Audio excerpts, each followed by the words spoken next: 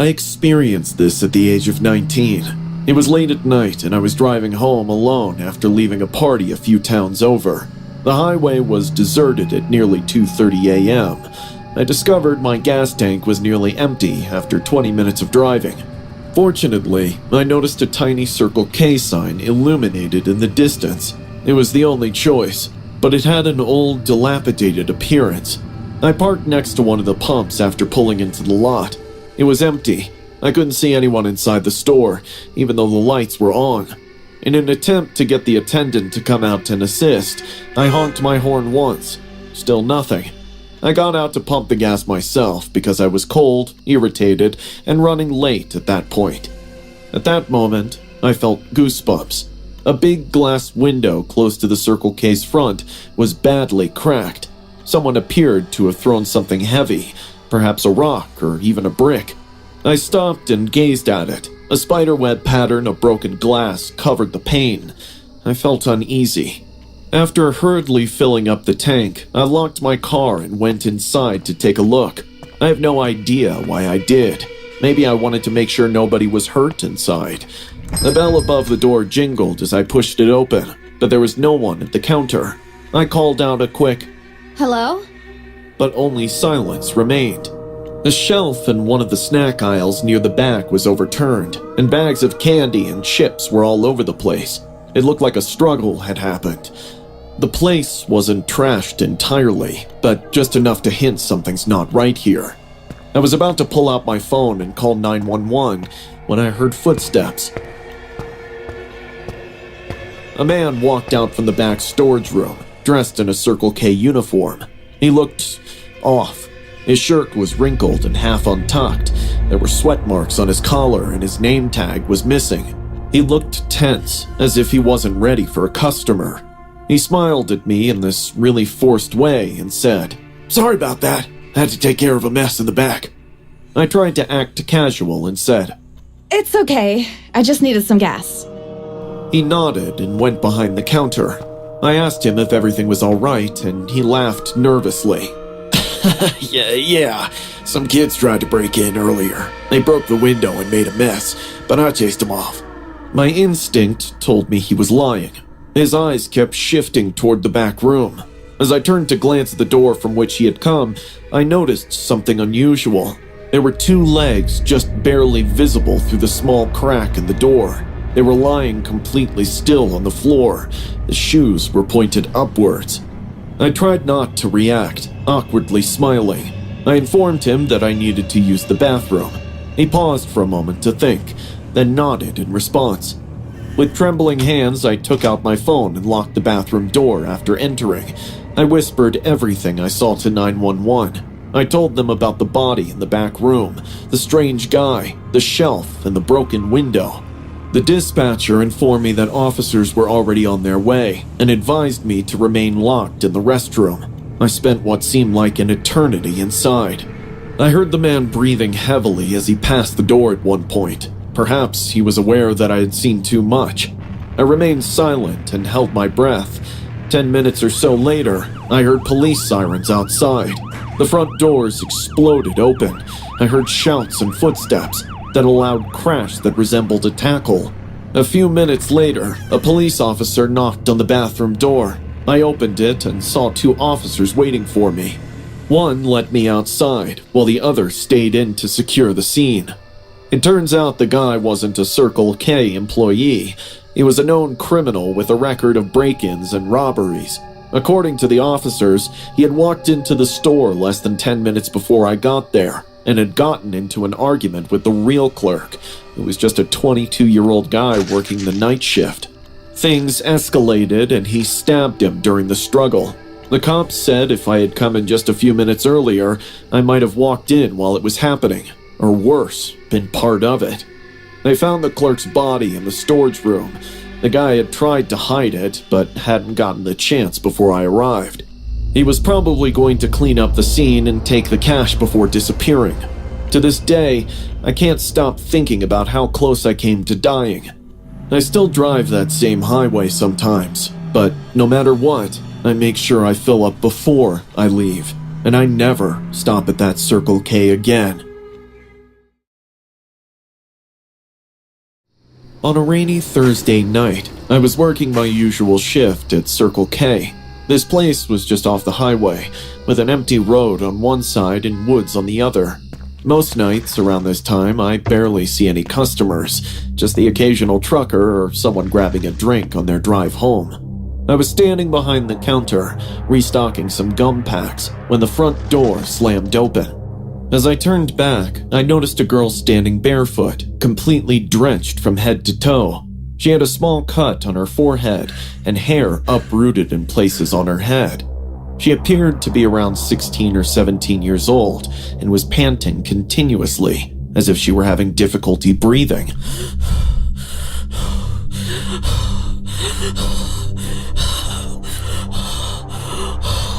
Hey, you alright? At first, she didn't respond. She simply stood there, trembling, staring at me. I walked closer and asked again in a softer tone. Please, help me. I don't want to go back. Her words sounded like riddles. I gave her a towel and asked, Go back where? Did someone hurt you? Just call the cops, now! I called 911. Everything about her gave a strong indication that something awful had happened to her. I kept looking at the girl while I was on the phone with the 911 operator. I don't know why, but her face seemed familiar. The cops are on their way. I tried talking to her while we waited. She didn't answer when I asked her name. She finally responded when I asked her how she got into the woods. It was him. My master. But I'm scared of him now. I felt sick to my stomach when I heard the word master. What? Who's master? Her eyes widened if she weren't fully present when she gazed at me. He keeps me at the cabin in the woods. Sometimes he feeds me with his mouth. He says, I am here to serve him. My heart was racing as I sat there listening. She continued explaining how he punished her when she made a mistake. She said he plucks out her nails as offerings. It's been 2 weeks and I only have 1 nail left. She lifted her hand and I jumped, seeing the tip of her fingers. That's when it hit me. I'd seen her photo on Facebook on a missing person post. She was the girl who vanished about 2 weeks ago from a town 30 miles away. Just as I was about to ask if her name was what I remembered from the post, a van pulled into the lot. The headlights were off. It rolled up slowly, stopping right in front of the store. Then, the driver honked, just once. The girl's face went pale. Her lips trembled as she whispered, Master's here. Without thinking, I bolted to the front and locked the doors. The driver of the van stepped out. He was alarmingly tall and wore this dark raincoat. He had an expressionless face with blue eyes that sent a shiver down my spine. He approached the glass, gazed at the girl, and then looked at me. "Let her out! She's mine! You have no idea what you're doing!" I told him the cops were on the way, but that only made him angrier. He started slamming his fists on the glass. I genuinely believed he was going to break it. The girl sobbed as she curled up in the corner. I tried my best to remain composed as I stood between her and the door. This continued for a minute, and I was sure I'd fight him till the last drop if he got in. Just then, sirens from a cop car echoed from a distance. The man ran back to the van and sped off into the darkness. The cops came in, guns drawn, checking every corner of the store. Once they were sure it was safe, I told them everything. The girl confirmed her story and even pointed out a small symbol she said he made her carve into a tree near where she escaped. The cops radioed it in and said they'd search the area immediately. Within an hour, they had found the makeshift shack deep in the woods, along with evidence confirming she had been kept there. By the next morning, they had arrested the man. He had a long record of disturbing behavior that had somehow flown under the radar for years. The girl's parents came to see me at the store 2 days later. They cried so hard they could barely speak. Her mom hugged me and thanked me over and over. The cops said if she hadn't run into the Circle K, or if I haven't stopped the man, things could have ended very differently. It's been months now, and I still think about that night. I work the day shift now. I can't bring myself to be in that store alone after dark anymore. Not after hearing what that girl had been through, and not after seeing that look in the man's eyes, like he really believed she belonged to him. Some nights, I still see his face in the window, even though I know he's locked up. Some images just don't go away. Back then, I was working the night shift at a Circle K, located on the outskirts of town, when this incident took place. The majority of the nights were quiet, with only a few truckers, late-night snackers, or the odd suspicious customer, and I was the only worker there. But that night was different. It was around 1:15 a.m. I remember the time because I had just refilled the coffee station and was about to heat a frozen burrito in the back. Outside, the fog had gotten thick, so thick you couldn't see more than a few feet beyond the parking lot. The only road in or out was barely visible through the haze, and we were surrounded by woods.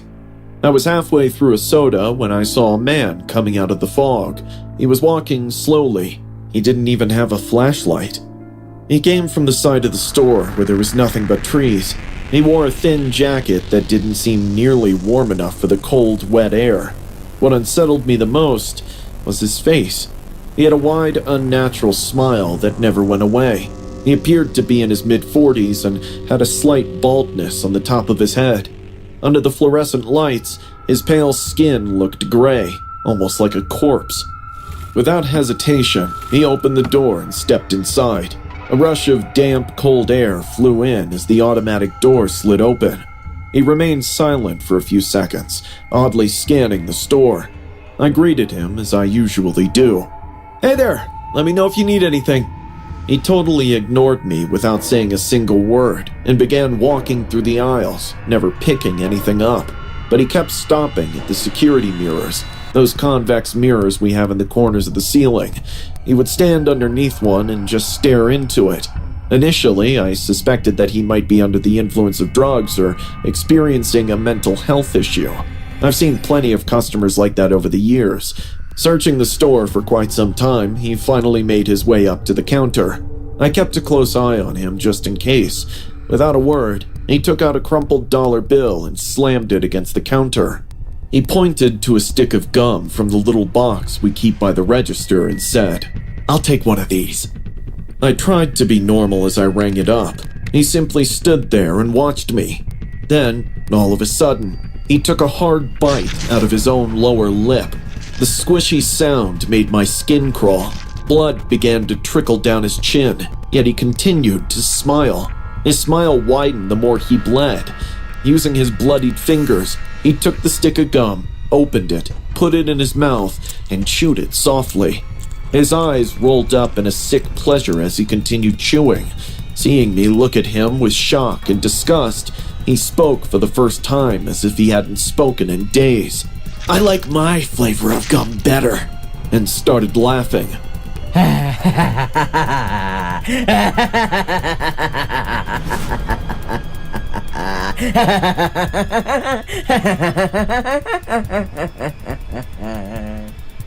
Without saying another word, he turned around and left. I saw him disappear into the fog. That seemed to be the end of it. I was mistaken. 15 minutes or so later, the guy was back, and now he was standing outside the window, staring right at me. His smile remained unwavering. The expression on his face remained unchanged. He didn't knock. He didn't move. He just stood there, watching me. This went on for almost 20 minutes. I didn't want to go outside, obviously. I kept trying to focus on anything else. My phone, the camera monitors, counting cash, but my eyes constantly drifted back to the window. He was still watching. He didn't blink. He just smiled. Finally, I picked up the store phone and held it up so he could see. "I'm calling the cops," I mouthed. He tilted his head slightly, then spat the bloody gum on the glass. The gum stuck to it with saliva and blood dripping down the glass. He winked at me like he had just cracked the funniest joke, then walked back into the fog. Although we are technically not supposed to, I left right away. I didn't give a damn. Next morning, when the manager showed up, I told her everything. She just nodded and said she'd report it, but didn't seem too concerned. I quit the night shift the same day and requested to move to daytime hours. A week later, another clerk from a nearby station said he saw the same guy, same smile, same bloody mouth, walking along the shoulder of the highway, chewing gum and laughing to himself. The authorities still didn't report him to the cops because the man hadn't done any physical harm to anyone. I still work at Circle K, but I'll never work the night shift again, not after encountering that man. There's something deeply wrong with a guy who doesn't feel the cold, who walks barefoot through fog, who enjoys tasting his own blood and laughs like it's all a joke. Some people are just wrong, and I hope I never see him again.